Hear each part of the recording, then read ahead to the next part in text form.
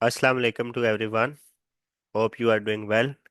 अच्छा, आज हमारा नेक्स्ट सीरीज हम स्टार्ट कर रहे हैं पाक स्टडी की 1000 MCQ सीरीज। इससे पहले हमने साइंस को मुकम्मल कवर किया विद एसोसिएशन चीज़ों को किया है, और इसके साथ हमारी जो जीके जियोग्राफी की सीरीज़ वो पाक स्टडी के साथ पैरेलल चल रही है। ऑलरेडी वो हम स्टार्ट कर चुके हैं। ये सीरीज़ करने का मेन ऑब्जेक्टिव यही है कि आपको, अगर आप प्रॉपर वे से इन चीज़ों को कर लेते हैं तो आपके लिए कोई मसला ही नहीं रहेगा। ना आपको ये एकेडमीज़ के चक्कर, ना इतनी हाई फीसेस पे करनी पड़ेगी, कुछ भी नहीं करना पड़ेगा। बस आपने एक ये करना है कि आपने एक प्रॉपर अटेंशन देनी है, रोज़ की वीडियो को रोज़ देखें और देखने के साथ साथ उसकी नोट्स मेकिंग करें और सही चीज़ों को लेके चलें। इसमें 2016 से 25 तक सारे पास पेपर्स कवर किए गए हैं, और पाक स्टडी को सीरीज़ को अगर हम देखें तो ये इसके एक तो कंपेटिटिव एग्ज़ाम के हवाले से तो ये इम्पोर्टेंट है ही है, क्योंकि इसकी अगर हम डोमेन देखें तो पीपीएससी में ये 15 से मतलब 20 से 25 नंबर की डोमेन है इसकी। इसी तरह federal public service commission FPSC के जो भी पोस्ट आती हैं जनरल, उसमें ये 20 नंबर ऑलमोस्ट आपके कवर कर रही होती है। इसी तरह बाकी जितने भी पाकिस्तान के कंपेटिटिव एग्ज़ाम्स हैं, मतलब प्रोविंशियल एग्ज़ाम्स हैं, उनमें ये 20 से 25 नंबर कवर करती है। बाकी जो भी डिपार्टमेंटल एग्ज़ाम्स हैं उनमें तो ये 25 से भी ज़्यादा, कभी कभी 30 नंबर का भी ये कवर कर जाती है। ठीक है, और उसके अलावा आपको पाकिस्तान स्टडीज़ का वैसे भी फ़ायदा होता है कि आपको एक हाउ नाउ हो जाती है कि किस तरह सिस्टम चलता रहा है पहले और अब कैसा है, और आप चीज़ों को कंपैरिजन कर सकते हैं, लेके चल सकते हैं। यानी ये हर बंदे के लिए है। एक तो ये कंपैरेटिव एग्जाम्स एस्पायरेंट के लिए है ही सही, लेकिन ये हर बंदे के लिए बेनिफिशियल है।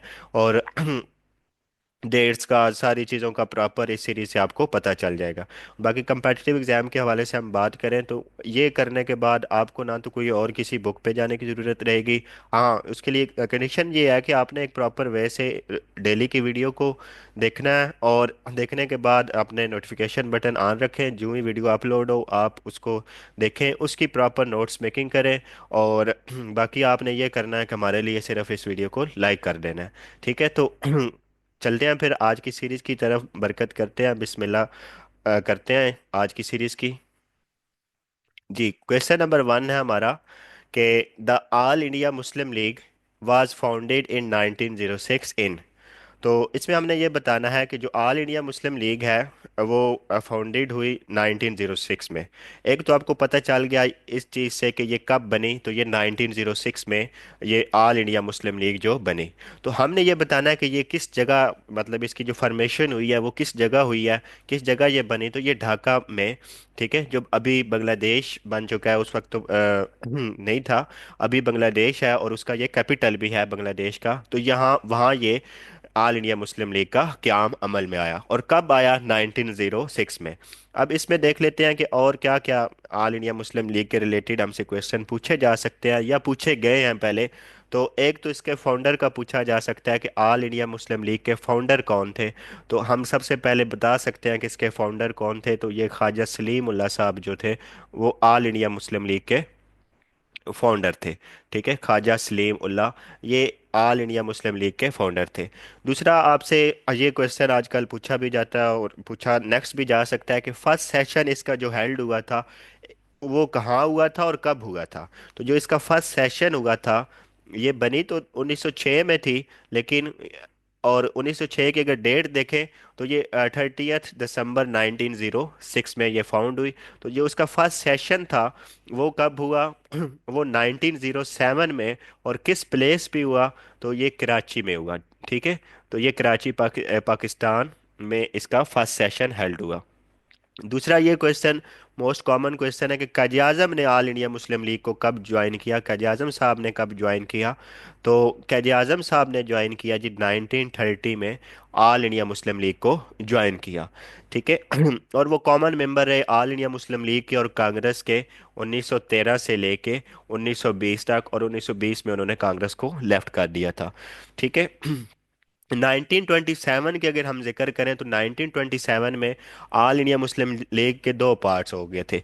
एक कायद लीग बन गई, और यानी जिसको जिनाह लीग कहते हैं, और एक जिनाह लीग बन गई और एक शफी लीग बन गई। ठीक है, एक 1927 में इसके दो पार्ट हुए, एक जिनाह लीग बन गई और दूसरी कौन सी लीग बन गई?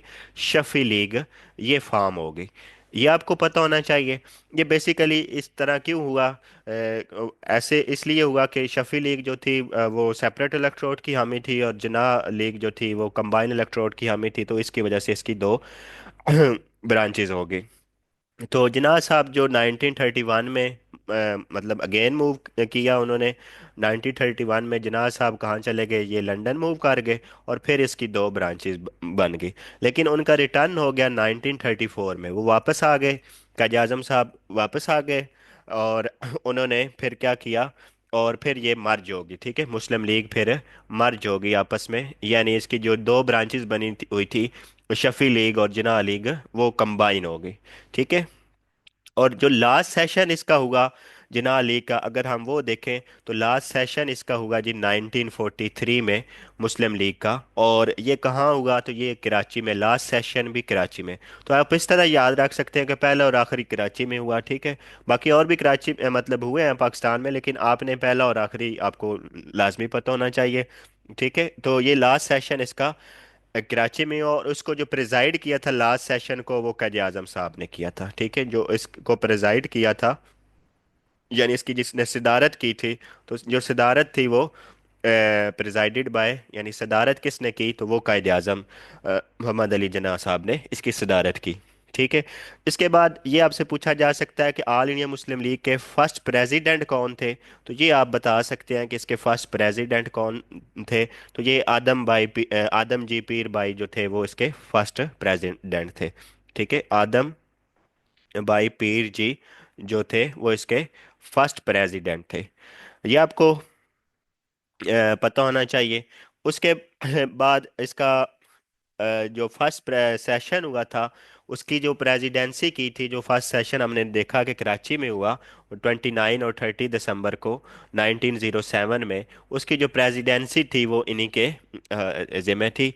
तो इसके बाद अगर हम देखें कि मुस्लिम लीडर, जब ये ऑल इंडिया मुस्लिम लीग ने फॉर्म होना था, तो ये किसकी चेयरमैनशिप के अंदर सारे जितने भी मुस्लिम लीडर थे वो इकट्ठे हो गए थे। तो वो कौन उसकी जहाँ ये इकट्ठे हुए थे, तो उसकी जो चेयरमैनशिप थी, किसकी चेयरमैनशिप के अंडर ये इकट्ठे हुए। तो यानी कोई भी अभी दुनियावी अभी के भी आप मामलात देखें, कोई भी सेंसिटिव इशू हो किसी भी मामले पे, तो आप सारे एक जगह इकट्ठे हो जाते हैं, और फिर एक बंदे को हेड बना देते हैं, और उस हेड ने फैसला करना होता है कि इस तरह हम करें, तो और फिर सारे उसके पीछे आमीन बोलते हैं। तो इसी तरह जो इधर इकट्ठे हुए थे, चेयरमैनशिप जो थी वो किसके जिम्मे थी, वो वकार उल मुल्क के थी, ठीक है। तो जो चेयरमैनशिप मिली वो, और इसके अंडर सारे इकट्ठे हो गए। वकार उल मुल्क का आपको असल नाम पता होना चाहिए, तो मुश्ताक हुसैन ज़ुबैरी जो था, इनका असल नाम था, ठीक है। वकार उल मुल्क का असल नाम मुश्ताक हुसैन ज़ुबैरी, ये कभी कभार आपसे पूछा जा सकता है, तो ये आपको पता होना चाहिए असल नाम उनका। इसके अलावा जो नवाब मोहसिन उल मुल्क थे, वो as a served as a secretary, जो उन्होंने मुस्लिम लीग के जो सेक्रेटरी के तौर पे सर्व किया, उनका नाम क्या था, नवाब मोहसिन उल मुल्क, ठीक है। ये वकार उल मुल्क और मोहसिन उल मुल्क में आपने फ़र्क रखना है। तो नवाब मोहसिन उल मुल्क साहब जो थे, इनका मेहदी अली, सैयद मेहदी अली इनका असल नाम था, ठीक है, सैयद मेहदी अली, ये इनका असल नाम था। और इन्होंने क्या किया था, इन्होंने एज अ सेक्रेटरी, मतलब फर्स्ट सेक्रेटरी के तौर पे इन्होंने काम किया था, मुस्लिम लीग के सेक्रेटरी के तौर पे ये काम करते रहे हैं, ठीक है। तो ये आपको पता होना चाहिए। चेयरमैनशिप जो थी वो वकार उल मुल्क थी, और जो सेक्रेटरी मुस्लिम लीग के रहे वो नवाब मोहसिन उल मुल्क, और जो इनका असल नाम है वो सैयद मेहदी अली है। तो 1907 में ये एज अ सेक्रेटरी काम करते रहे हैं, ठीक है। तो इसके बाद 1927 की हमने इधर जिक्र किया था। तो 1927 का अगर हम हवाला देखें, तो 19 दिल्ली प्रपोजल था जो, वो भी 1927 में ही था, ठीक है। दिल्ली प्रपोजल को अगर आप देखें तो वो भी 1927 में था। और ये किसने प्रेजेंट किया था, तो दिल्ली प्रपोजल जो है वो कायद आजम साहब ने प्रेजेंट किया था। तो दिल्ली प्रपोजल को किसने प्रेजेंट किया, कायद आजम साहब ने इन्होंने प्रेजेंट किया। बाकी जो इलाहाबाद का खिताब हुआ, अल्लामा इकबाल साहब ने दिया। और 21st सेशन था वो ऑल इंडिया मुस्लिम लीग का। तो वो कब हुआ, वो 21 दिसंबर 1930 में। ये फर्स्ट अलाहाबाद, जो खुतबा अलाहाबाद जिसको अलाहाबाद एड्रेस भी कहते हैं, तो वो 1930 में हुआ। ठीक है, तो ये आपको पता होनी चाहिए चीज़ें। इसके बाद अगर हम देखें तो लाहौर रेजोल्यूशन का आप देख सकते हैं। तो ये 23 मार्च 1940 आप देख सकते हैं। तो ये प्रेजेंटेड हुई 22 मार्च। लाहौर रेजोल्यूशन अगर आप देखें तो 22 मार्च को ये प्रेजेंट हुई, और 23 मार्च को बाकायदा रेक्टिफिकेशन हुई इसकी 1940 में। तो एक जो इम्पोर्टेंट क्वेश्चन है वो ये है इधर के, प्रेजेंटेड ऑन, तो प्रेजेंटेड ऑन अगर आ जाए, क्वेश्चन आ जाए कि प्रेजेंटेड ऑन, ठीक है, तो वो की थी प्रेजेंटेड ऑन जो थी वो फजल उल हक, जिसको ए के फजल उल हक कहते हैं, उन्होंने प्रेजेंटेड ऑन की थी। और जो प्रेजेंटेड बाय हुई है वो काज आजम है। ठीक है, प्रेजेंटेड बाय काज आजम है, और प्रेजेंटेड ऑन जो है वो कौन है, या वो ए के फजल उल हक है। मतलब प्रेजेंटेड ऑन का ये मतलब होता है कि व्हेन और वेयर, ठीक है, कब हुई और कहाँ हुई और किसके सामने हुई, तो वो फजल उल हक के सामने। और प्रेजेंटेड बाय किसने, हु का आपको आंसर मिल रहा होता है, हु का आंसर जब मिले तो वो काज आज़म है। ठीक है, तो ये आपको ऑल इंडिया मुस्लिम लीग के रिलेटेड या उसके एसोसिएशन में कोई क्वेश्चन पूछा जाए तो आई होप आप आसानी से कर सकते हैं। अब ऑल इंडिया मुस्लिम लीग के रिलेटेड कोई क्वेश्चन आ जाए तो आप इजीली सॉल्व कर सकते हैं। नेक्स्ट हमारा क्वेश्चन है, वही सेम अब रिपीट हो गया। The first session of all India Muslim league was held at, तो जो फर्स्ट सेशन था ऑल इंडिया मुस्लिम लीग का वो कहाँ हुआ, तो वो दिसंबर 1907 में, 29 और 30 दिसंबर 1907 में वो कराची में हुआ। ठीक है, तो हम इसको अभी बड़ा डिटेल में देख चुके हैं, तो इसके हवाले से आपने इतने ही, या पहले क्वेश्चन को दोबारा देख लें, और ये क्वेश्चन भी आपका ऑलरेडी क्लियर हो गया। नेक्स्ट है कि total round number of round table conference held in London. तो ये एक तो आपको पता चल गया कि टोटल हमने बतानी है, दूसरा ये कहाँ हुई, तो ये लंदन में हुई। तो टोटल कितनी थी, ये तीन थी। ये कब से कब तक हुई, ये 1930 से 1932 तक हुई। ठीक है, तो ये किस किस की रिकमेंडेशन थी, तो एक तो ये रिकमेंडेशन थी किसके कहने पे ये हुई राउंड टेबल कॉन्फ्रेंसेस, एक तो ये कायद आज़म साहब की रिकमेंडेशन थी उस वक्त के लॉर्ड इरविन को, दूसरा ब्रिटिश प्राइम मिनिस्टर की मतलब ये सबमिट हुई। तो ये मतलब जो रिकमेंडेशन मेन थी वो किन की थी, वो कायद आज़म साहब की थी।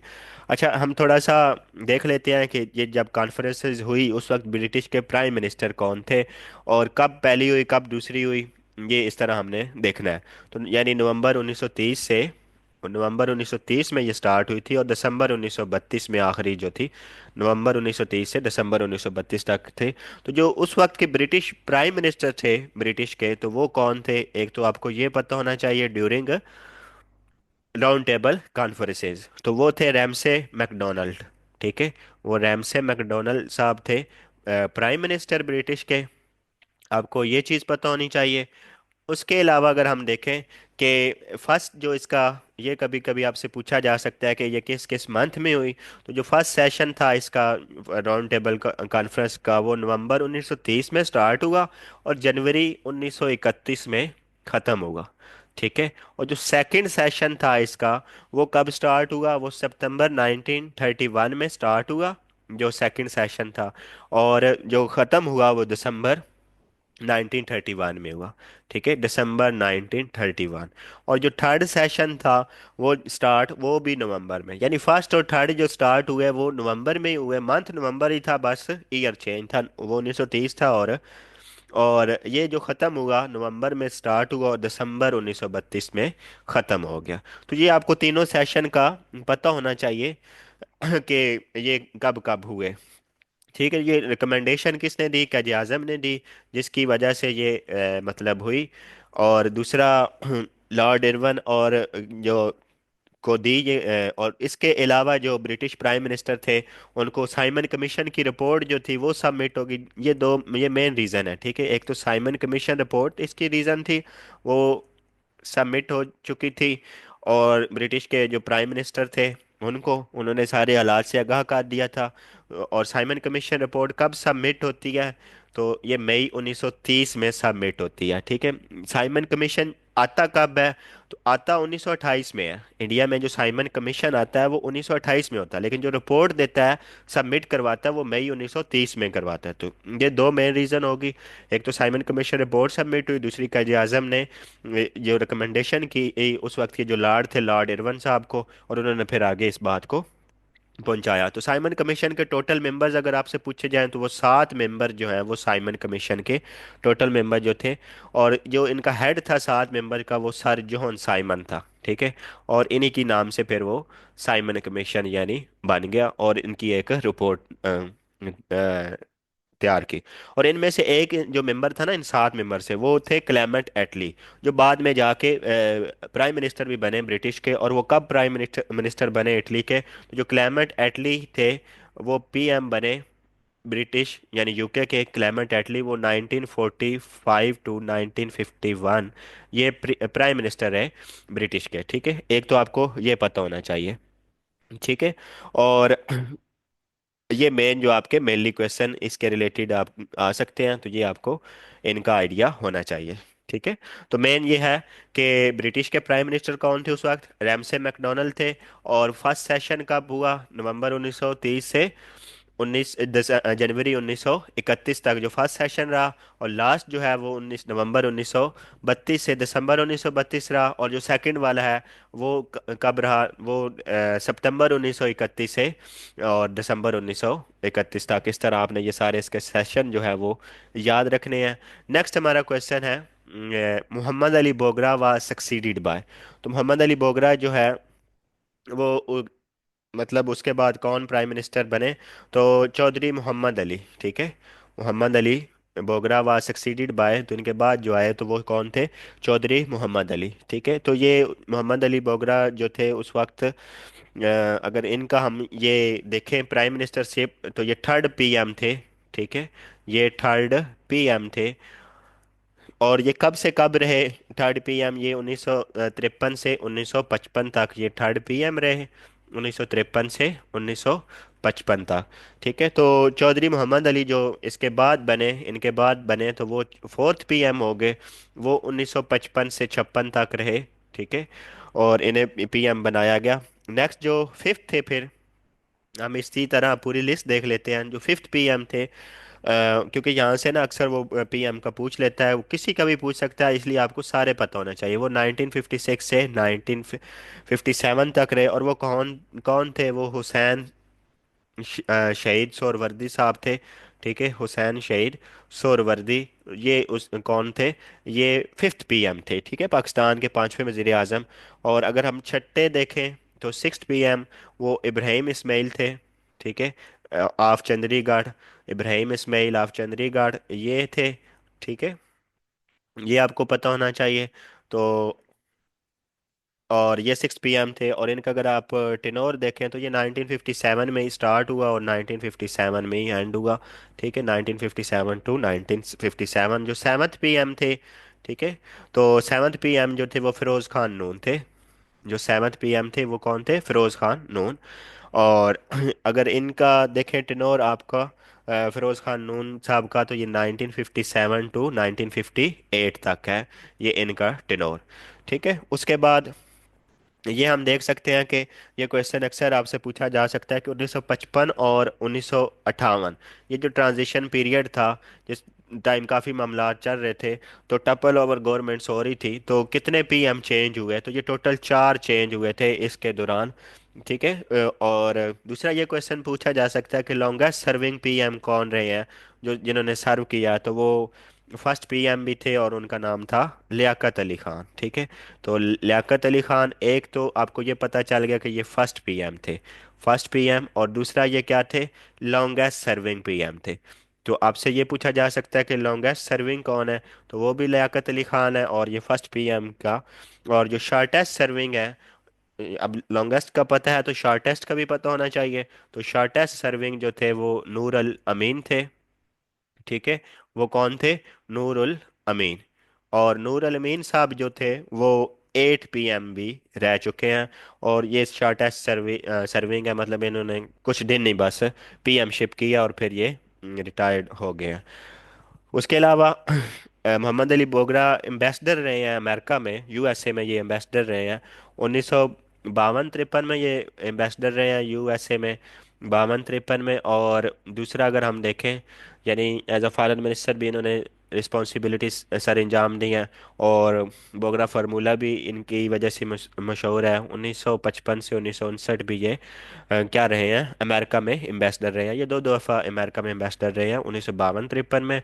और फिर दूसरी दफ़ा सिकंदर मिर्ज़ा ने इनको टप्पल करके इनको दोबारा एम्बेसडर लगा दिया, और चौधरी मोहम्मद अली आए, और ये 1955 में फिर दोबारा अमेरिका एज अ एम्बेसडर वापस चले गए थे।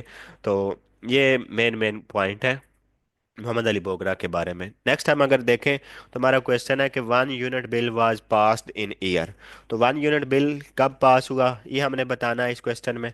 तो 1 यूनिट बिल को अगर हम देखें तो ये 1955 में पास हुआ। ठीक है, 1 यूनिट बिल को अगर आप देखें तो ये कब पास हुआ, 1955 में।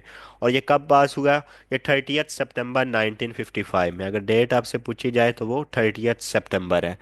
बाकी बेसिकली ये 1 यूनिट बिल अगर आप देखें तो ये क्या था, ये बेसिकली थी रीऑर्गेनाइजेशन थी provinces of Pakistan by the central Pakistani government थी। ठीक है, ये क्या काम था, रीऑर्गेनाइजेशन थी प्रोविंसेस ऑफ पाकिस्तान की सेंट्रल गवर्नमेंट के साथ। ठीक है, ये आपको पता होना चाहिए। ये एक तो रीऑर्गेनाइजेशन थी सेंट्रल गवर्नमेंट के साथ। तो इसको 1 यूनिट बिल को जो लेड कर रहे थे वो मोहम्मद अली बोगरा साहब लेड कर रहे थे, मोहम्मद अली बोगरा। और ये कब इनिशिएट हुआ, ये इनिशिएट हुआ 22 नवंबर 1954 में, और पास जो हुआ वो आपके पास 30 सितंबर 1955 में ये पास हुआ। ये रिमेन इन इफेक्ट कब रहा, कब तक, यानी ये 1 यूनिट बिल स्कीम कायम रही, तो ये 1970 तक 1 यूनिट, जब तक याया का, जब याया खान साहब ने लीगल फ्रेमवर्क ऑर्डर दिया। और उनका ये भी पूछा जा सकता है कि याया खान साहब ने लीगल फ्रेमवर्क ऑर्डर कब दिया, तो ये आपको पता होना चाहिए।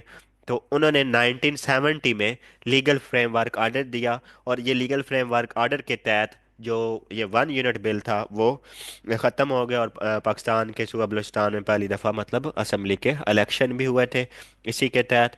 तो और ये किसने ऑर्डर दिया, लीगल फ्रेमवर्क ऑर्डर, जी आपको पता होना चाहिए। तो ये याया खान ने लीगल फ्रेमवर्क ऑर्डर के बारे में बताया।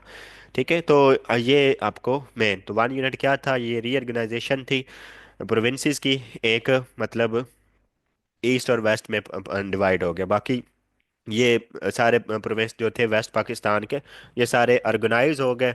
मतलब पंजाब, सिंध, केपीके, और बलूचिस्तान, उस वक्त केपीके का नाम NWFP था, और ये 2010 में चेंज हुआ है 18th अमेंडमेंट के बाद। तो ये आपको पता होना चाहिए इसके बारे में। बाकी नेक्स्ट हमारा क्वेश्चन है कि partition of Bengal took place in 1905 under the supervision of. तो जो पार्टीशन ऑफ बंगाल है, एक तो आपको ये पता चल गया कि ये कब हुई, 1905 में हुई। अगर इसका डेट पूछे तो वो 16 अक्टूबर 1905 में पार्टीशन ऑफ बंगाल हुई। तो उस वक्त कौन थे जिन्होंने ये पार्टीशन ऑफ बंगाल की, तो ये लॉर्ड कुर्जन थे जिन्होंने पार्टीशन ऑफ बंगाल की, मतलब इनके एरा में हुई।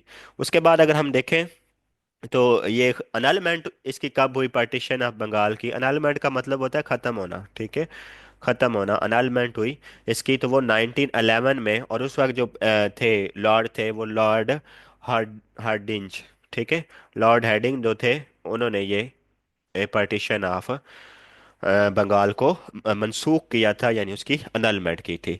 तो ये क्यों ऐसा हुआ था, ड्यू टू स्वदेशी मूवमेंट जो थी उसकी वजह से।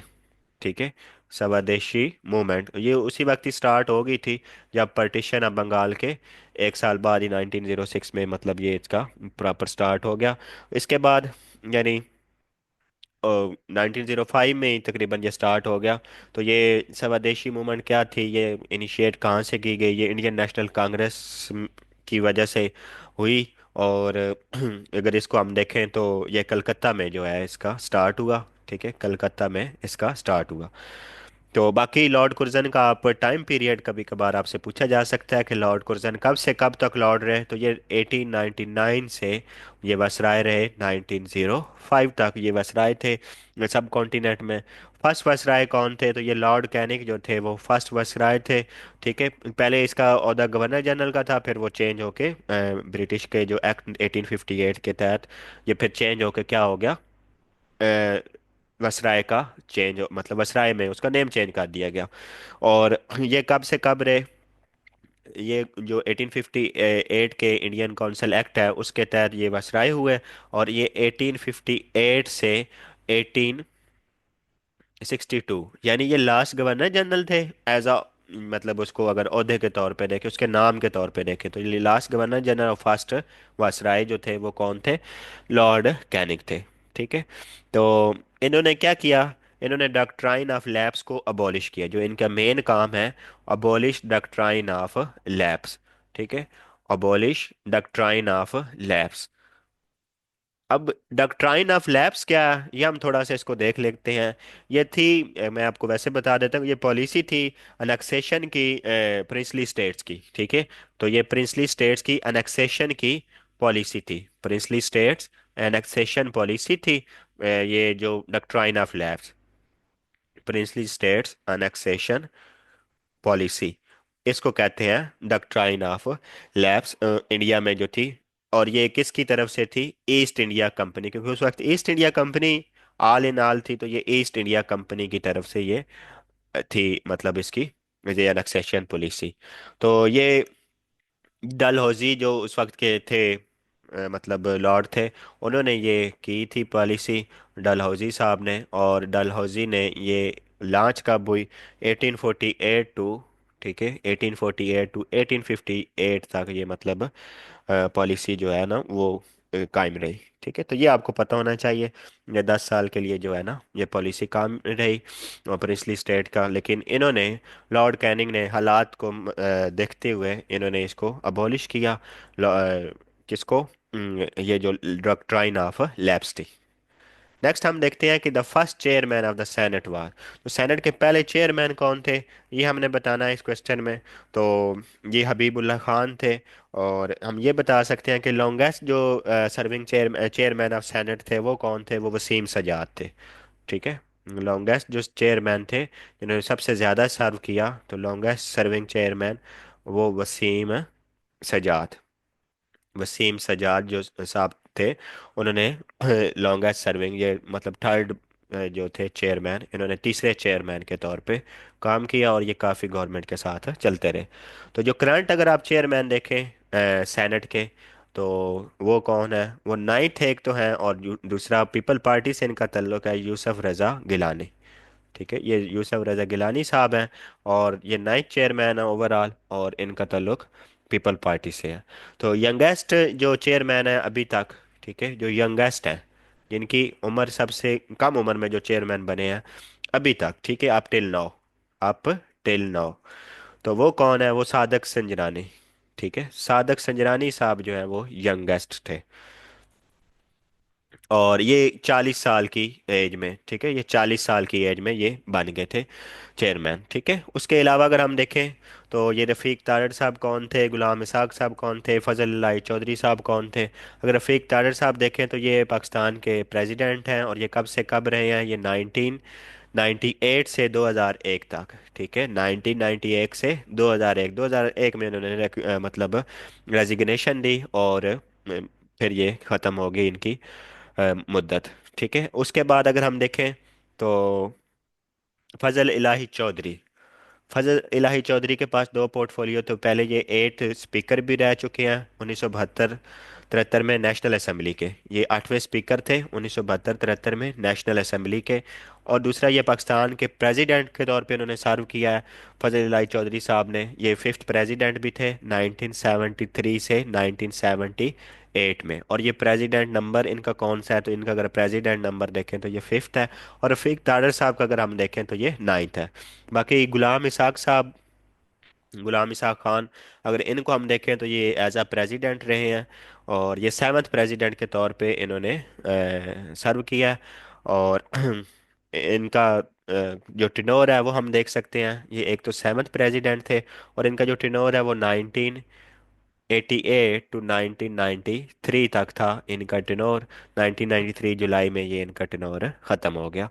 ठीक है। और जो एट प्रेसिडेंट थे, क्योंकि हमारे सीक्वेंस में हो गए, फाइव भी हो गया, सेवन भी हो गया, और नाइन्थ भी हो गया, तो हम एट भी देख लेते हैं। तो एट प्रेसिडेंट जो आपके रहे हैं, एट प्रेसिडेंट वो कौन थे वो हम देख लेते हैं। तो एट प्रेसिडेंट फ़ारूक लगारी साहब थे 1993 से 1997। ठीक है। और फ़ारूक लगारी साहब का कभी कभी वो मंथ पूछ लेते हैं वो कब अपॉइंट हुए थे, तो ये नवंबर 1993 को अपॉइंट हुए थे। वो दिसंबर 1997 तक ये रहे। ठीक है। तो ये आपके एट प्रेसिडेंट थे, फारूक लगारी साहब। और ये बलूचिस्तान से अगर हम देखें, तो बलूचिस्तान से इनका ताल्लुक था, और बलूचिस्तान से ये पहले बंदे थे, ये फर्स्ट थे जो प्रेसिडेंट बने। ठीक है। तो ये आपको पता होनी चाहिए, इसके हवाले से ये चीज़ें मेन मेन इनको आप देख लें। बाकी हम देखते हैं नेक्स्ट हमारा क्या क्वेश्चन है। नेक्स्ट हमारा क्वेश्चन है कि who was not the member of the first cabinet of Pakistan. तो जो फर्स्ट कैबिनेट बनी थी, उसमें कौन मेंबर नहीं थे हमने ये बताना। तो जो हुसैन शहीद सोहरवर्दी साहब हैं, वो फर्स्ट कैबिनेट ऑफ पाकिस्तान में शामिल नहीं थे। बाकी इन्होंने एज ए सर्व किया है पाकिस्तान के प्राइम मिनिस्टर के तौर पे। ठीक है। तो बाकी लियाकत अली खान के पास जो फर्स्ट कैबिनेट जो थी 1947 से 1951 तक, तो जो लियाकत अली खान साहब थे वो प्राइम मिनिस्टर थे। इनके पास एक और पोर्टफोलियो भी था, और मेनली आप फिलहाल प्राइम मिनिस्टर ही करें। और उसके अलावा जो गवर्नर जनरल इस एरा में रहे, वो पहले जो गवर्नर जनरल थे वो कायदे आज़म से, और फिर कायदे आज़म की डेथ के बाद ख्वाजा नाज़मुद्दीन ये गवर्नर जनरल। इन इस दौर में ये दो गवर्नर जनरल थे, एक ख्वाजा नाज़मुद्दीन थे, और दूसरे कौन थे, दूसरे कायदे आज़म साहब थे। ये दो गवर्नर जनरल थे। इसी तरह हम पोर्टफोलियो अगर देखें, तो जो लॉ जस्टिस और जोगिंदर नाथ मंडल साहब के पास कौन सा पोर्टफोलियो था, तो लॉ के मामला, जस्टिस के मामला और लेबर के मामला, ये सारे पोर्टफोलियो इन्हीं के पास थे। ठीक है। लॉ जस्टिस का महकमा इनके पास था। और जो सर जफरुल्लाह खान थे वो फॉरेन अफेयर्स का महकमा था। ठीक है। फर्स्ट कैबिनेट में जो सर जफरुल्लाह खान का अगर हम किरदार देखें, तो वो फॉरेन अफेयर को लेके चल रहे थे। जो आपके फॉरेन अफेयर्स थे वो सर जफरुल्लाह खान की क़यादत में रनिंग थे। और डिफेंस जो थे, उस वक्त के जो डिफेंस मिनिस्टर थे, या डिफेंस का जो पोर्टफोलियो था, वो सिकंदर मिर्ज़ा साहब के पास था। ठीक है। तो ये सिकंदर मिर्ज़ा साहब हैं, इनके पास डिफेंस का पोर्टफोलियो था। कम्युनिकेशन का अगर हम देखें, तो वो अब्दुल रब निश्तर के पास था। ठीक है। अगर आप कम्युनिकेशन को देखना चाहें, तो वो अब्दुल रब निश्तर के पास था। तो ये इस तरह कोई भी अब आ जाए तो आप आसानी से फिर नेक्स्ट अटेम्प्ट कर सकते हैं। तो इधर तो उसने पूछा कि फर्स्ट कैबिनेट में कौन से मेंबर नहीं थे, तो ये आप बता सकते हैं कि ये तो थे। हाँ, तो इसको आप रेक्टिफाई कर सकते हैं, चीज़ों को रेक्टिफाई करके और एलिमिनेट करके आप अपना आंसर देख सकते हैं। बाकी फजल अलाई चौधरी साहब, जिन्होंने एट स्पीकर के तौर पे नेशनल असम्बली पाकिस्तान रहे हैं, और पाकिस्तान के फिफ्थ प्रेसिडेंट भी रहे हैं, फजल इलाही चौधरी साहब। तो फजल इलाही चौधरी साहब जो है, इनके पास जो पोर्टफोलियो था उस वक्त, वो एजुकेशन और हेल्थ का था। ठीक है। एजुकेशन का पोर्टफोलियो प्लस हेल्थ का, वो इनके पास था। इन इस चीज़ को, इसकी मिनिस्ट्री इनके पास थी। बाकी इंटीरियर जो मिनिस्टर थे उस वक्त, इंटीरियर मिनिस्टर ख्वाजा शहाबुद्दीन थे। ठीक है। इंटीरियर जिसको वजीर दाखिला कहते हैं, तो वो ख्वाजा, आजकल तो फिर मोहसिन नकवी साहब हैं, और उस वक्त जो थे वो ख्वाजा शहाबुद्दीन हैं। ये आपने देख लेना है। और इसके बाद आप देख सकते हैं कि इंडो पाकिस्तान वार का देख लें, इस एरा में एंड हुई थी। कब हुई थी? 1 जनवरी 1949 को इंडो पाक वार एंड हुई थी। सीज फायर किसने करवाई थी? यूएनओ ने करवाई थी। ये सीज फायर जो करवाई थी, ये यूएनओ की मीडिएशन हुई थी। UNO, united nation organisation, UNO का day 24 October. Current secretary general Antonio Guterres, main organ इसके यूएनओ के 6 हैं। और ये इंडो पाक वार एंडेड हुई थी, यानी सीज फायर हुई थी यूएनओ की तरफ से। 24 अक्टूबर इसका डे है यूएनओ का। ठीक है। तो ये आप मेन मेन इसकी मिनिस्ट्रीज को देख सकते हैं, जब आपको आसानी रहेगी। अच्छा, मलक गुलाम मोहम्मद हम स्किप कर रहे थे। मलक गुलाम मोहम्मद के पास कौन सा महकमा रहा? तो इकोनॉमिक और ट्रेजरी। ठीक है। खजाना का और इकोनॉमिक के मामलात वो जो थे वो मलक गुलाम मोहम्मद के पास रहे, जो बाद में गवर्नर जनरल भी के ओहदे पे सर्व हुए थे। उन्होंने एज अ सर्व किया गवर्नर जनरल के तौर पे। तो ये थे इसके रिलेटेड क्वेश्चन। नेक्स्ट हमारा क्वेश्चन है कि question number 9, the war of independence started at. तो ये कहाँ से स्टार्ट हुई, ये हमने बताना है इस क्वेश्चन में कि वार ऑफ इंडिपेंडेंस किस जगह से स्टार्ट हुई। तो ये मेरठ से स्टार्ट हुई, ठीक है। और ये वार ऑफ इंडिपेंडेंस 10 मई 1857। कब स्टार्ट हुई? 10 मई 1857 को स्टार्ट हुई। और एंड कब हुई? 1 नवंबर, ठीक है, 1 नवंबर 1858 को ये वार ऑफ इंडिपेंडेंस स्टार्ट हुई। और इसके ख़त्म होने के बाद ही, क्योंकि मुगल पीरियड ख़त्म हो गया, तो जो बहादुर शाह जफ़र थे उनको एग्जाइल कर दिया गया, मतलब वतन से बेदखल कर दिया गया। तो उनको कहाँ एग्जाइल किया गया? रंगून में, ठीक है। एग्जाइल किया गया उनको रंगून में, उनको एग्जाइल कर दिया गया।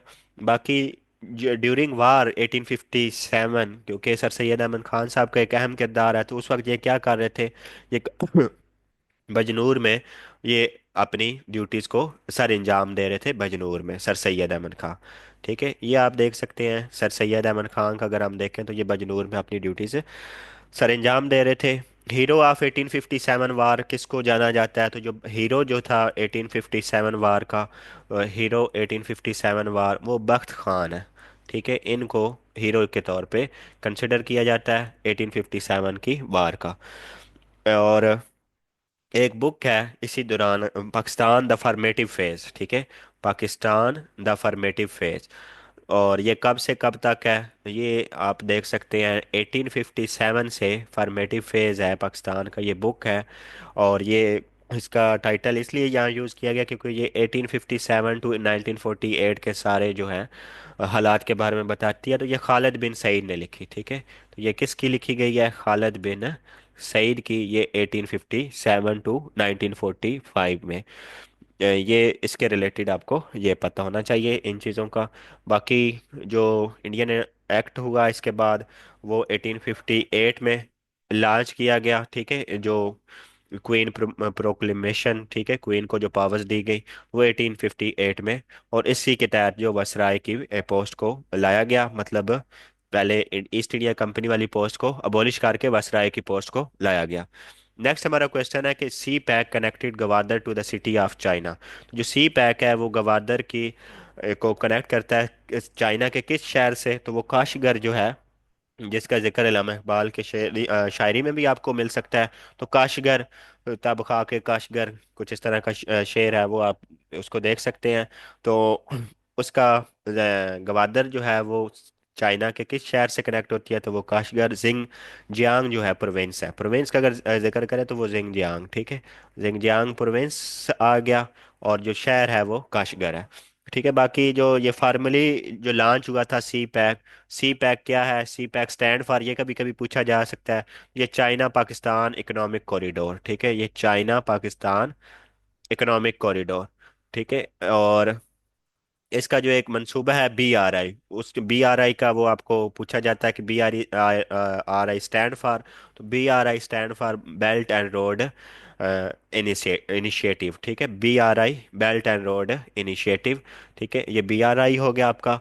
उसके बाद अगर हम देखें तो ये सी पैक जो फार्मली लॉन्च हुआ था वो 5 जुलाई 2013 को, जब उस वक्त के वजीर आजम नवाज शरीफ साहब चाइना में गए हुए थे। लेकिन जो उनके जब वजीर आजम, जो प्रेसिडेंट जब आए पाकिस्तान में, शी जिनपिंग 2015 में, अप्रैल 2015 में, उन्होंने ये इसको प्रॉपर जो इस्टेब्लिश हुआ सी पैक अथॉरिटी वगैरह सब कुछ, तो वो प्रॉपरली जो हुआ, ये फार्मली तो 5 जुलाई 2014 है, और ऑफिशियली कह लें आप तो ऑफिशियली जो है वो 20 अप्रैल 2015 है, ठीक है। तो ये आप बता सकते हैं कि ऑफिशियली ये कब लॉन्च हुआ? तो ये 20 अप्रैल 2015। तो ये इसका जो प्रोजेक्ट था, जो स्टार्ट में ये था, वो 46 बिलियन डॉलर की ये इन्वेस्टमेंट थी, ठीक है, 46 बिलियन डॉलर। अभी जो ये पहुंच चुकी है करंटली, अगर आप इसको देखें तो ये 62 बिलियन डॉलर पे अभी ये पहुंच चुका है जो इसकी इन्वेस्टमेंट है। CPEC is also known as, इसको गेम चेंजर के नाम से भी जाना जाता है सी पैक को, तो ये गेम चेंजर के तौर पे भी जाना जाता है। तो ये जो ऑपरेशनल एक्सपेक्टेड है, कब ये फुली ऑपरेशनल कब हो जाएगा सी पैक, तो ये फुली ऑपरेशनल जो है वो 2030 तक एक्सपेक्टेड है, ठीक है।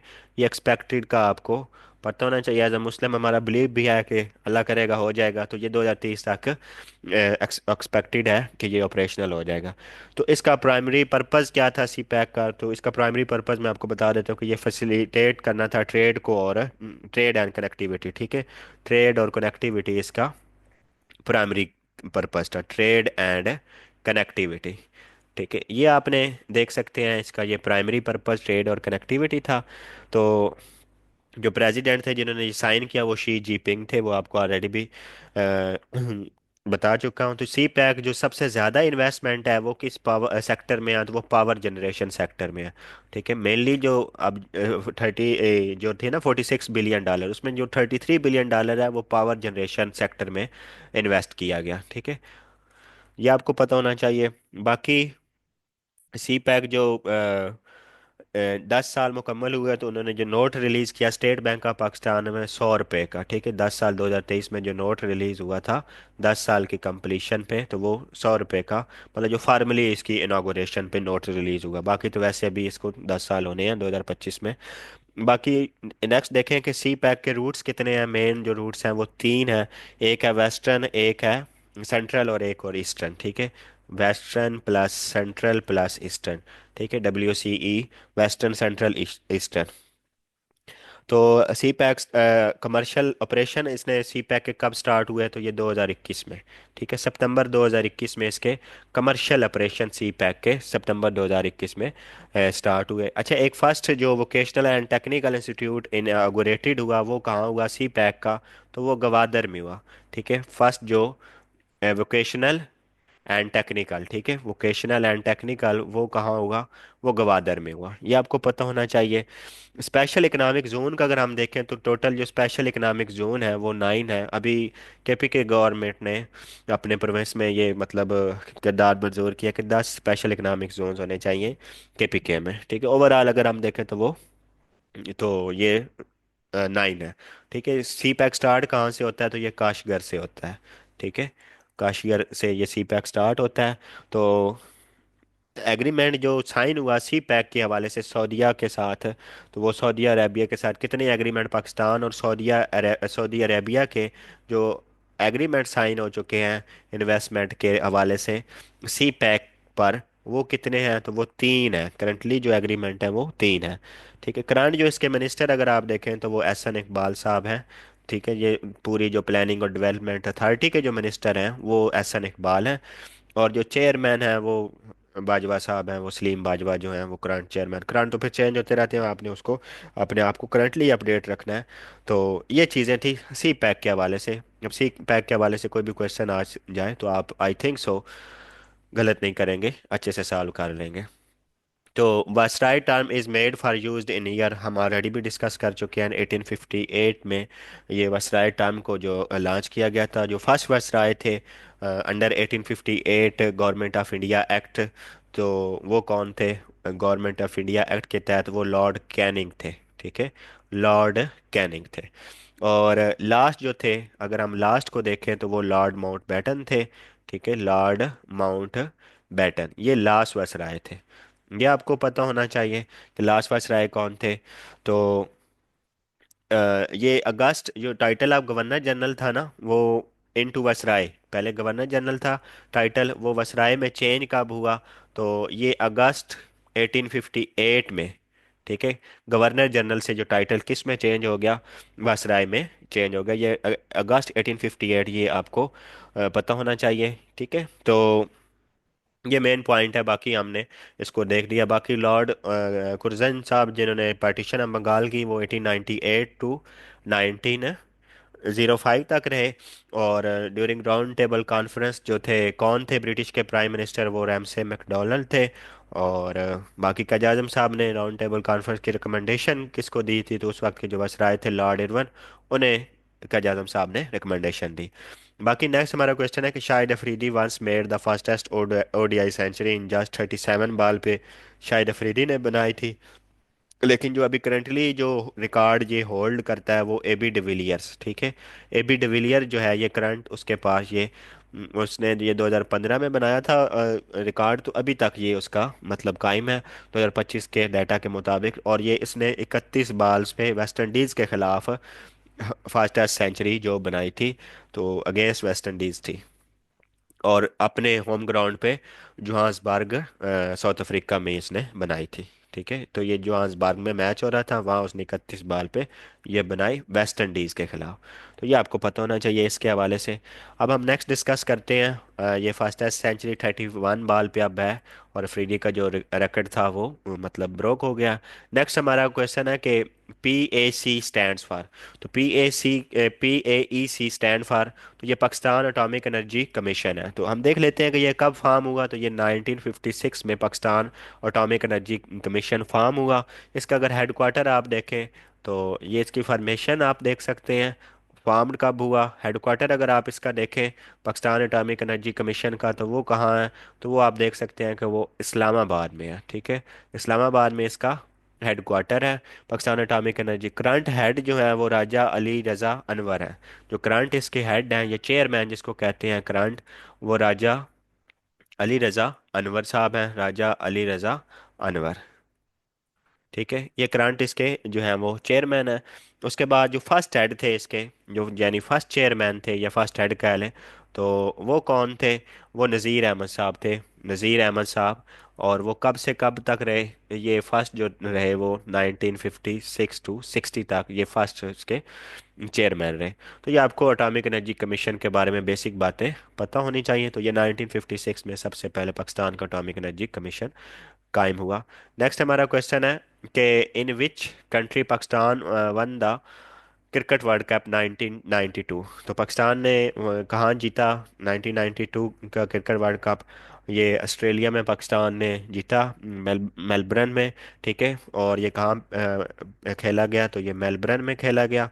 और किसके खिलाफ जीता, इंग्लैंड के खिलाफ यानी ये जीता। और ये अगर 1992 का हम वर्ल्ड कप देखें तो ये किस नंबर का रो में वर्ल्ड कप था, ये 5वें नंबर पे था। तो इसके बाद क्रिकेट के हवाले से थोड़ी सी चीज़ें देख लें कि फर्स्ट जो एशिया कप हुआ था क्रिकेट का, फर्स्ट क्रिकेट एशिया कप जो हुआ था वो कब हुआ, वो 1984 में हुआ। अच्छा, उस वक्त ये 1992 में कैप्टन कौन थे, वो इमरान खान साहब थे। ठीक है, जो कैप्टन थे 1992 में, जिनकी क़यादत में पाकिस्तान ने इस वर्ल्ड कप को जीता। तो T20 जो पाकिस्तान ने जीता, और अभी तक एक ही जीता है, और वो 2009 में यूनस साहब यूनस खान साहब जो थे वो कैप्टन थे। ठीक है, कैप्टन जो थे उनकी कैप्टनसी में पाकिस्तान ने 1999 वाला फाइनल में पाकिस्तान हारा था, ऑस्ट्रेलिया ऑस्ट्रेलिया ने हरा दिया था। और ये पाकिस्तान ने लॉस किया था फाइनल, ठीक है, क्रिकेट वर्ल्ड कप का।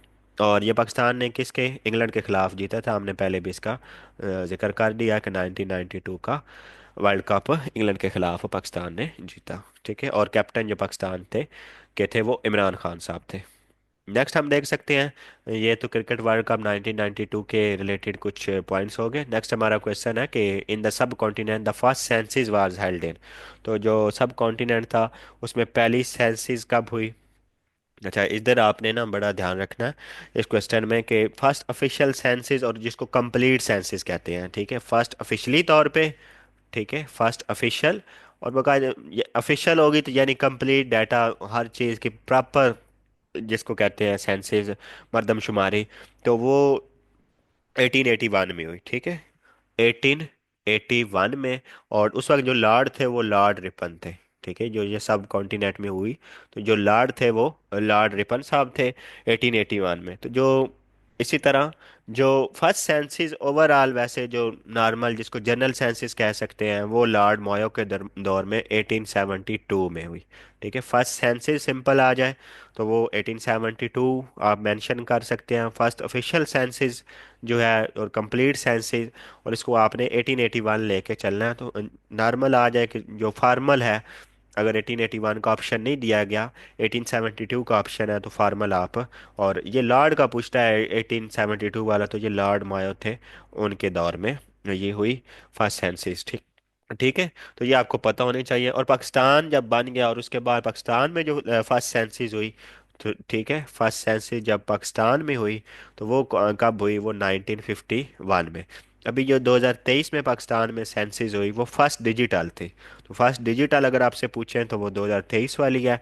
वैसे पाकिस्तान में सेंसस पूछे तो वो कौन सी है, वो 1951 वाली है। तो फर्स्ट डिजिटल सेंसस 2023 है, ये आप बता सकते हैं, वो ये पूछ भी सकता है कि फर्स्ट डिजिटल सेंसस।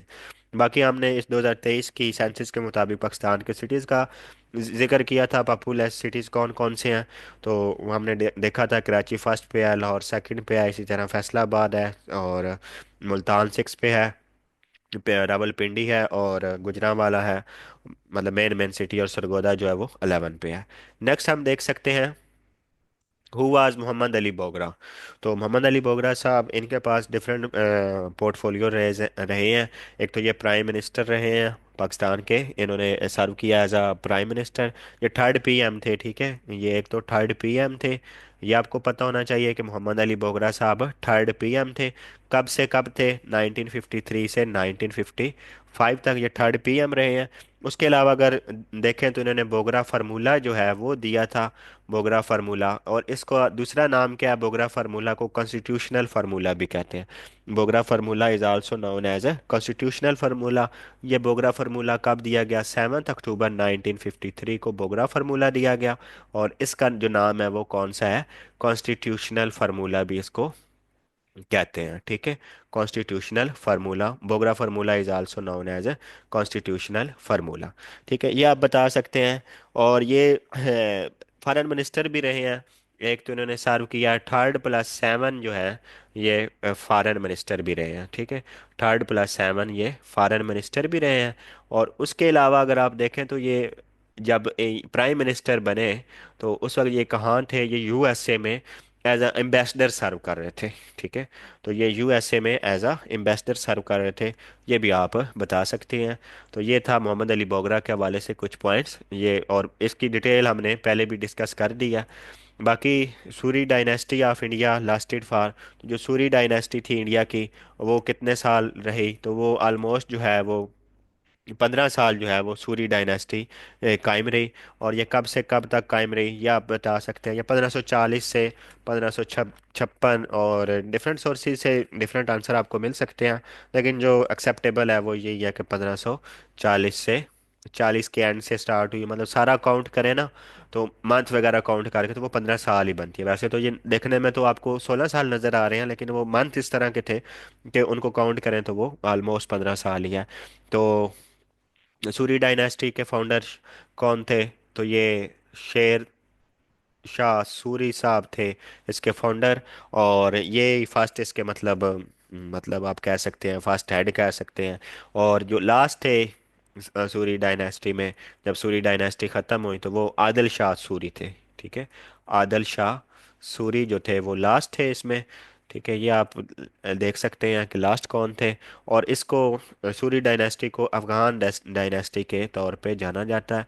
ये अफ़गान के नाच से मतलब ये होती है, वहाँ के ये लोग थे।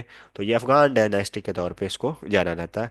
ये आपको इसके हवाले से चीज़ें पता होनी चाहिए। नेक्स्ट हम देख लेते हैं।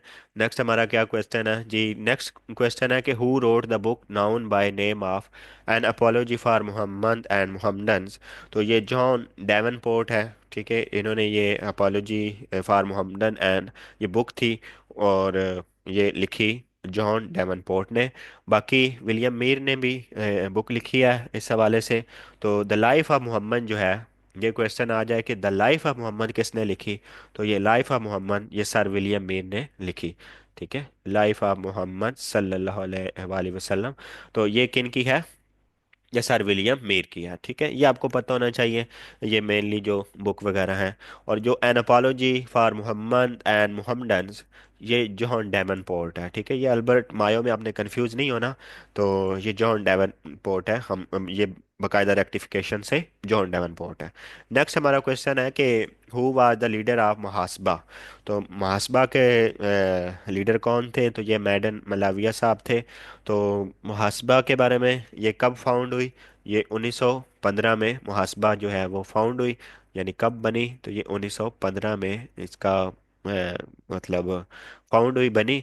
इसने जो प्रोमिनेंस यानी ये जब हिट हुई तो ये कब हुई, तो ये प्रोमिनेंस इसने 1921 में देखी है। तो हिंदू मुहासबा मुहासबा क्या है, ये basically Hindu Mahasabha is a political party in India थी। तो महासपा को आप कह सकते हैं कि कैन से कांग्रेस, ठीक है, कांग्रेस यानी कोई भी पॉलिटिकल पार्टी आप कह सकते हैं। तो ये बेसिकली क्या थी, तो ये इसको महासपा को हिंदू महासपा भी कहते हैं, ये पॉलिटिकल पार्टी इन इंडिया थी, ठीक है, पॉलिटिकल पार्टी इन इंडिया थी। ये आपको Mahasabha, in other words it is a congress of India. तो ये आपको मेन पॉइंट पता होना चाहिए। इसके तीन लीडर थे, मतलब जो मेन जो प्रोमिनेंट थे वो मदन मोहन मलाविया साहब थे, ठीक है, मदन मोहन मलाविया। और इसी तरह इनके साथ लाला लाजपत राय थे, और एक लीडर और इनके साथ थे, ठीक है। और 1915 में बनी, 1921 में प्रोमिनेंस हासिल की। मुहासबा किसको कहते हैं, बेसिकली पॉलिटिकल पार्टी थी इंडिया की। इसको अदर वर्ड्स में आसानी के लिए याद रखने के लिए आप इसको कांग्रेस कह सकते हैं। नेक्स्ट हमारा क्वेश्चन है, the act which is the base of current acts of India and Pakistan, कि वो वाला एक्ट जिस पे पाकिस्तान और इंडिया के एक्ट या कॉन्स्टिट्यूशन बनाए गए, वो पहले किस एक्ट की बेस पे थे, कौन सी चीज़ें कॉमन थी। तो गवर्नमेंट ऑफ इंडिया एक्ट 1935। तो इसको जो गवर्नमेंट ऑफ इंडिया एक्ट के बारे में देखें तो इसको 2 अगस्त 1935 में रॉयल असेंट मिल गई थी, ठीक है। इसको रॉयल असेंट कब मिली, 2 अगस्त। रॉयल असेंट अगर हम इसकी देखें तो ये 2 अगस्त 1935 में। लेकिन इसकी जो बाकायदा कमेंसमेंट हुई थी, तो ये यानी शुरू हुआ या लागू जिसको कहते हैं कि लागू हो गया, अमल दरामद शुरू हो गया, वो कब हुआ, वो 1 अप्रैल 1937 में, ठीक है। इसके अमल दरामद शुरू हो गया 1 अप्रैल 1937 में।